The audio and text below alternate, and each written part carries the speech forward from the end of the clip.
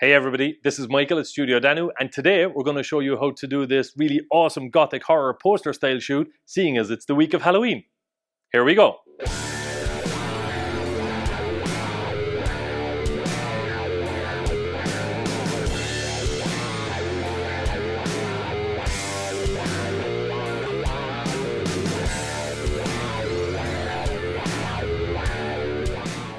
Now, for today's shoot, we've got our awesome model, Susan, aka Foxy Peacocks. How are you doing today? Very good. Are you looking forward to it? I can't speak this evening.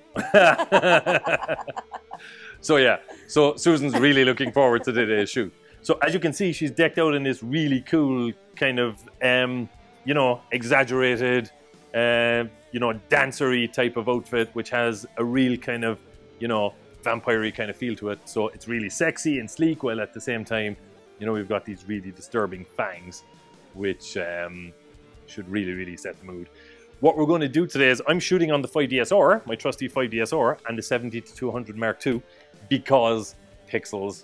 The resolution on this thing is amazing. The image quality is phenomenal.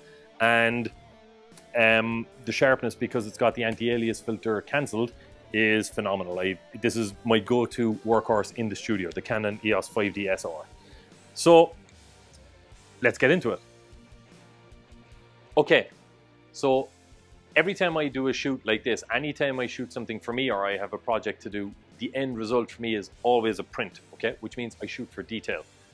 That might mean I'm a little more cautious about not losing details in the shadows or the highlights, because you can always up contrast later if you need to, but I still want to get the overall look and feel exactly as I want it coming out of the camera.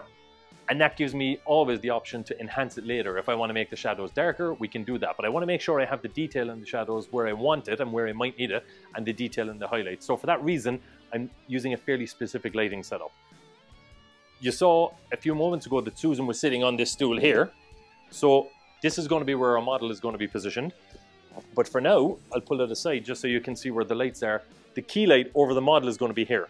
Okay, this is a softbox. It's about 18 inches by, it's actually more, it's about 24 inches by 18 inches. And it's overhead coming down at an angle. It's feathered away a little.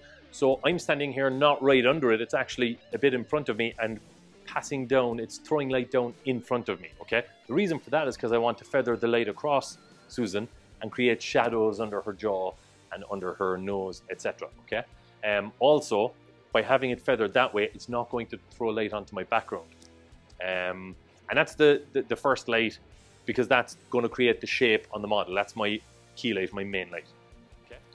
The next really important element to the lighting here is to manage the contrast. Even though we've only gone through one light so far, when we are lighting it, contrast control is very important. So we don't want reflections or different lights as we add them in interfering with each other, and we want to be able to see the effect each light has individually.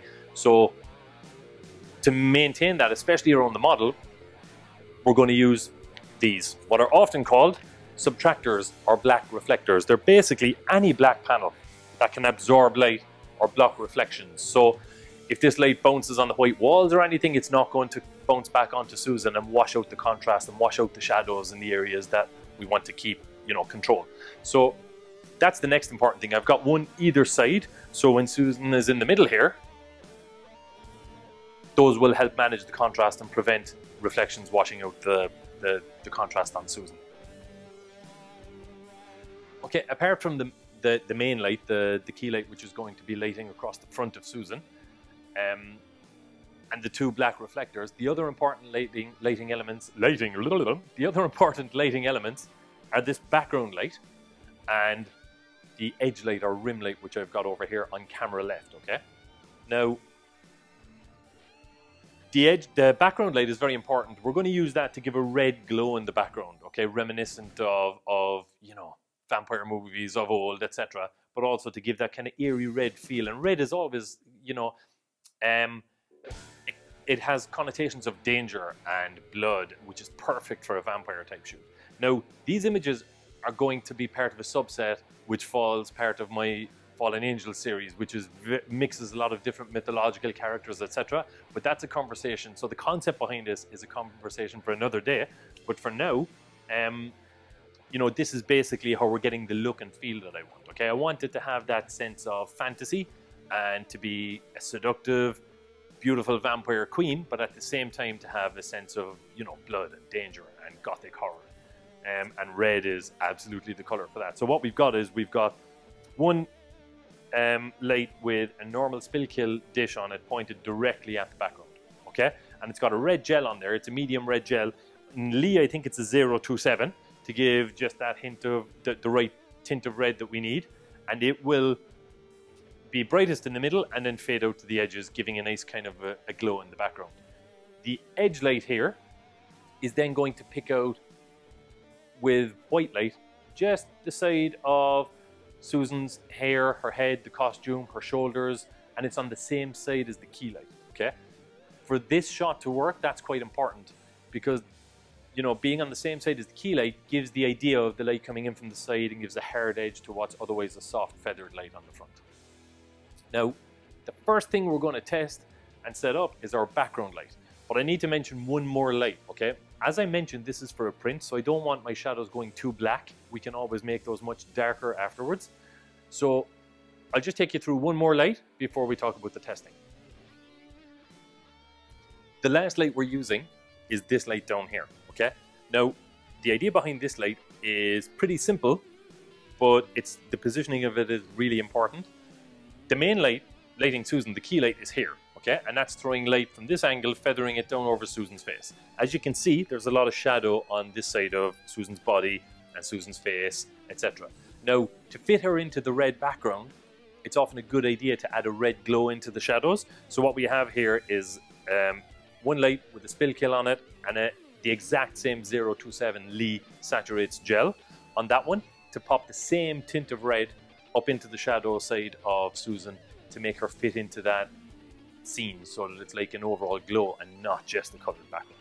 So the next thing we'll do is we just set the lights up, shoot them one at a time, and make sure that they all work and they do what we need them to do before we then take the final shots. In this case, because I'm using a colored background, I will always start with the background light. So the first thing we test is just the background light switched on.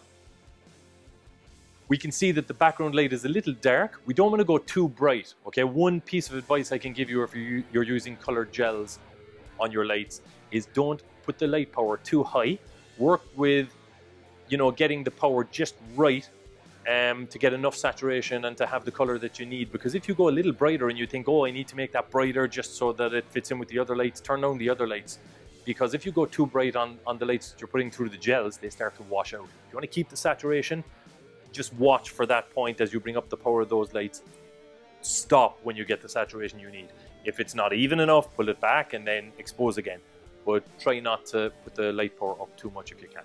So we're just going to bring that light up maybe a stop, because I want to get a shot at f8 here. And at f8, that first exposure of the background light is a little too dark. Now the background light is perfect, so we're going to move on to the second light. The second light I'm going to test for is actually this one here, okay?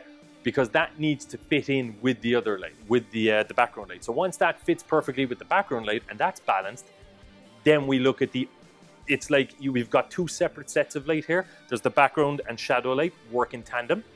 And then we've got the key light and the rim light that work together as a second type of light. So if you think of it that way, this shot really has two types of light. The scene light, which is the background and the shadow light, and the character light, the key light, which is a combination of that edge light here and the actual main key light softbox over Susan's head. So now, the shadow light seems to be balanced. It works really well with the background light. So the next light we test is this one here, the key light. So let's take some shots with that and see how that works.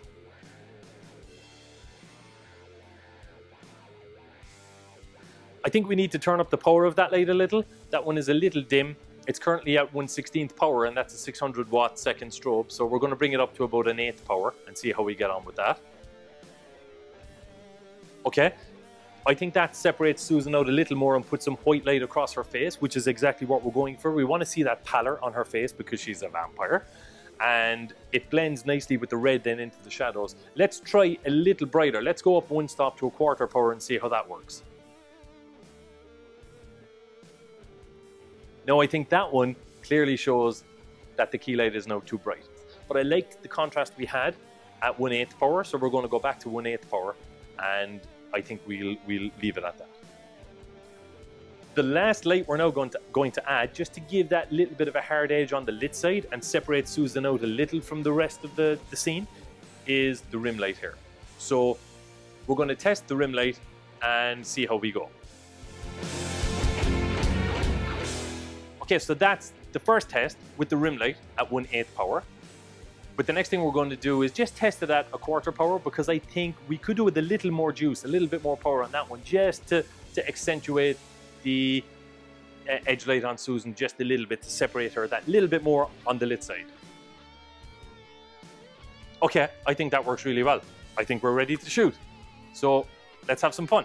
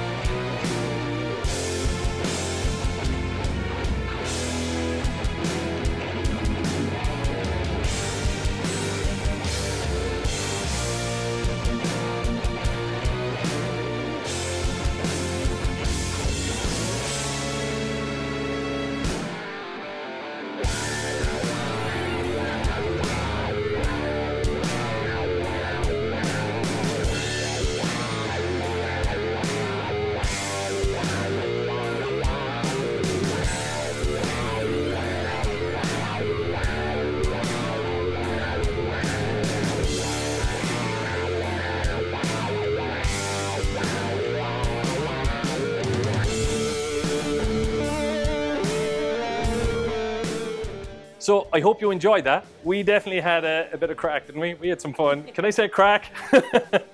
We had some fun.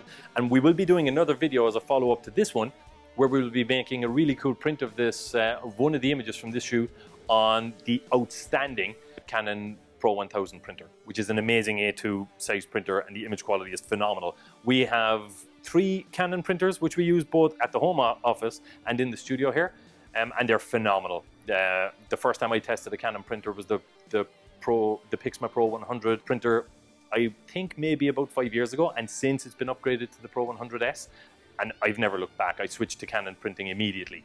So I hope you had fun. We enjoyed ourselves. So yeah, here's to the next video. See you again.